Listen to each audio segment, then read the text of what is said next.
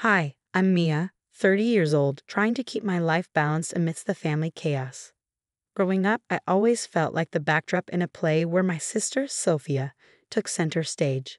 Our mom has a way of making everything feel like an audition for her approval. And let's just say Sophia always got the lead role. It's not Sophia's fault, though. She's been going through a tough time after her divorce. But somehow, Mom uses this as a reason to put more pressure on me. Just last week, during our dreaded Sunday family dinner, Mom slipped into her usual spiral. You know, Mia, maybe if you weren't so tied down, Sophia wouldn't feel so alone. It's not healthy for her to see you and him so settled. Her words were cold, aimed to sting, and I could feel them freezing me out. I don't understand why my marriage has anything to do with Sophia's happiness. Shouldn't we be supporting her and finding her own way? I tried to keep my voice even, but inside I was boiling. Oh, come on, Mia. Maybe loosen up a bit. Live a little, like Sophia. Take a break from him. She waved dismissively, as if my husband were some accessory I could toss aside. Mom, I'm not divorcing my husband just to make Sophia feel better. That's absurd. I finally snapped. Sophia, who had been quietly picking at her food, glanced up, her eyes flickering between us. You always do this, Mom shot back, her voice rising. You make everything about you. Think about your sister for once. The tension was thick, cutting through the air. But for once, Sophia spoke up. Actually, Mia has a point. Her voice was shaky but firm. I don't need her to be single to feel better. This isn't about me, is it, Mom? Silence filled the room. Mom's face tightened, her eyes narrowing as she turned to Sophia. So you're on her side now? The dinner ended in cold, clipped goodbyes. On the drive home, my husband reached over and held my hand, his silent support steadying me. But the weight of Mom's words sat heavy between us. After a long silence, he finally spoke, his voice careful. Maybe your mom has a point. If this keeps up, it could start affecting us. I sighed, watching the city lights blur outside the window. I know, but what can I do? She's my mom. I can't just cut her off, can I? He didn't answer, and we spent the rest of the drive lost in our own thoughts. The week after that disastrous dinner, tension was building like a storm. My phone buzzed incessantly with texts from Mom, each one more insidious than the last. Just heard from Janice, from book club. She saw him with someone at the cafe. They seemed close, too close. Thought you should know. I stared at the screen, disbelief turning into frustration. It was ludicrous, but the seed was planted, and that's all she needed. I needed answers, face to face. When I walked into Mom's house later that day, the air was thick with the scent of her rose candles, an ironic attempt at peace. She was in the kitchen, humming a tune, pretending nothing was wrong. Mom, we need to talk. My voice was firm. She turned, her face a picture of practiced concern. What's wrong, dear?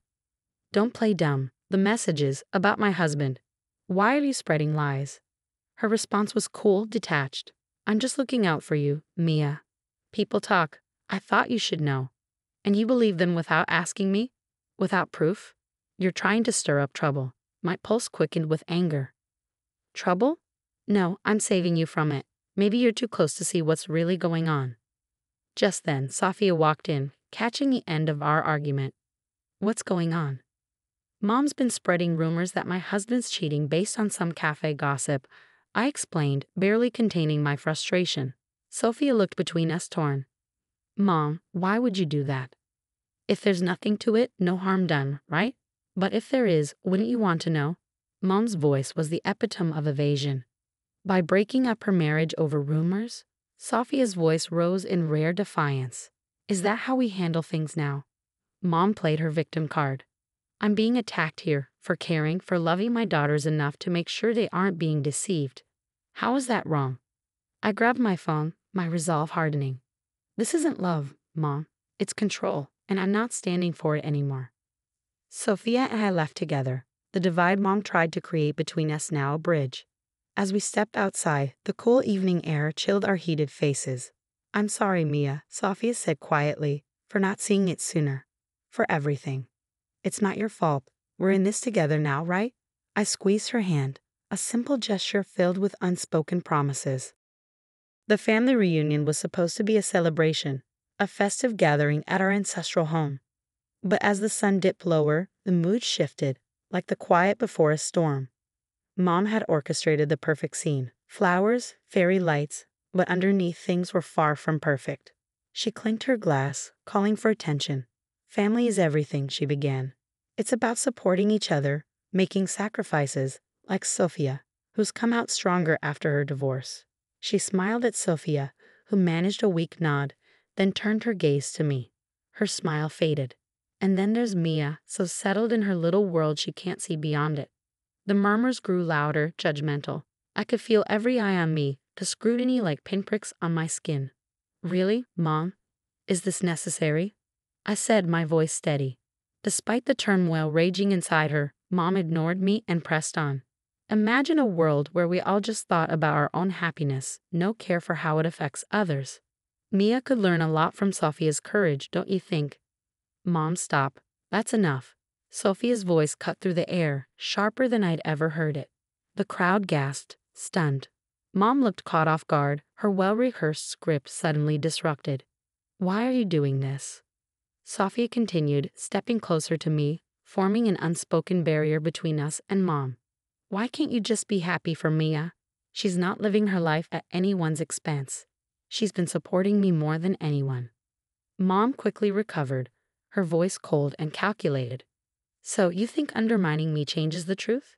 Mia is selfish, and you, Sophia, are blinded by sisterly love. I'm not blind, Mom. I see perfectly well, Sophia shot back, her usual calm replaced by a fierce defiance. It's cruel to use a family gathering to air your biased grievances. The family around us began murmuring, tension palpable as people chose sides. Mom raised her hands in a gesture of supposed peace. You're both my daughters, and I love you. But sometimes love means telling hard truths. Mia, you need to think about more than just yourself and your perfect little marriage. I looked around at the faces in the room, seeing confusion and concern mirrored in their eyes. My heart pounded with a mix of anger and an overwhelming need to defend my peace. Hard truths. No, Mom, you're using your toxic assumptions and calling it love. This is manipulation, not concern, I said, my voice stronger than I expected. I won't let you tear down my life because you're unhappy with the way I live it. Silence followed. It was heavy, charged, as everyone processed what had just happened. Sophia squeezed my hand, whispering, We'll handle this together. As conversations cautiously resumed around us, I knew what I had to do. This wasn't just about defending my choices anymore. It was about protecting my mental health and my marriage. A drastic change was necessary, and with Sophia by my side, I felt the strength to finally follow through. The days after the reunion were a whirlwind of whispered phone calls and quiet meetings between Sophia and me, united in our determination. We meticulously crafted a plan to reveal the truth about Mom's manipulations to the family. She always talks differently when she thinks no one else is listening, Sophia noted one evening as we sat with notes scattered across the table. Exactly, I replied, tapping my pen against my notebook. We need to catch her in the act. Show everyone the real Mom, the one we deal with behind closed doors. Sophia's eyes brightened as she scanned her laptop. What if we use a voice-activated recorder? We could hide it during your next one-on-one with her. I smiled. Perfect. She's invited me for tea on Saturday, thinking it's to mend fences. Little does she know. Saturday arrived, and with it, a knot of nerves in my stomach. The recorder was hidden in my purse, discreetly positioned to capture every word.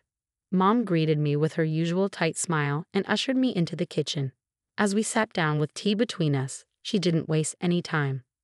Mia, darling, I've been thinking about our little discussion at the reunion.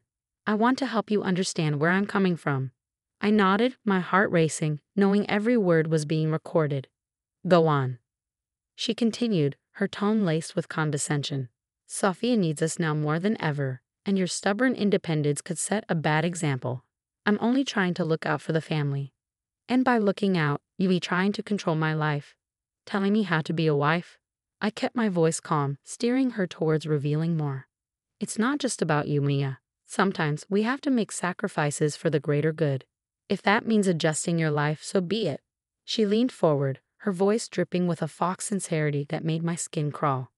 The conversation went on, Mom unknowingly laying bare her manipulative mindset, all caught on tape. The following week, we gathered the family again. this time under the guise of clearing the air. The tension in the living room was thick, everyone bracing for another showdown. But this time, Sophia and I were in control. "Thank you all for coming," I began, standing with Sophia by my side. "We believe it's important for everyone to see the full picture of what's been happening." I pressed play on the recorder, and Mom's voice filled the room. Her cold words, her manipulation, the calculated way she tried to control my life, it was all laid bare. As the recording ended, the room erupted in murmurs of disbelief. Mom's face paled, her usual composure shattered. "Is this true? You've been manipulating your daughters like this?" Aunt Marie asked, her tone filled with disbelief. Mom stammered, her eyes darting to the shocked and disappointed faces around her. I was just trying to." "No, Mom, you were caught," Sophia said, her voice unwavering. "This is who you are, and it's why things need to change." As the family absorbed the revelation, their murmurs grew louder. One by one, they began sharing their own feelings, perspectives that had been suppressed for years. Sophia and I exchanged a glance. It was done. The truth had been revealed, not to punish, but to protect and heal. The path forward wouldn't be easy, but it was necessary. The bonds between us, once strained by manipulation, could now be rebuilt on a foundation of honesty and courage. As the echoes of the recording faded, the room felt charged, waiting for Mom to respond. She stood visibly shaken, her usual poise crumbling under the weight of her exposed actions. I did it for the family," she stammered, her voice thin and unsteady.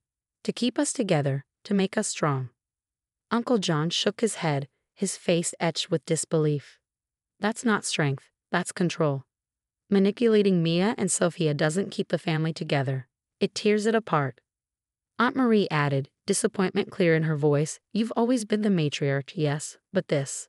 We never imagined it went this far. Guiding your children is one thing. Controlling their lives is another." Mom's eyes darted around the room, seeking an ally, but found none. Even Sophia, her once staunch supporter, stood firmly by my side. "Mom, we needed you to be our support, not our puppeteer," Sophia said, her voice steady and resolute. The rest of the evening passed in a blur of hushed conversations and quiet reassurances among family members. All except for Mom, who sat isolated, the weight of her actions settling heavily around her. In the weeks that followed, the family dynamic shifted dramatically. Invitations to Mom were polite but distant, and her once central role in family decisions faded. She was invited out of courtesy, not desire, her influence now reduced to mere formality. During this time, Sophia and I grew closer, rebuilding the relationship that Mom had almost destroyed.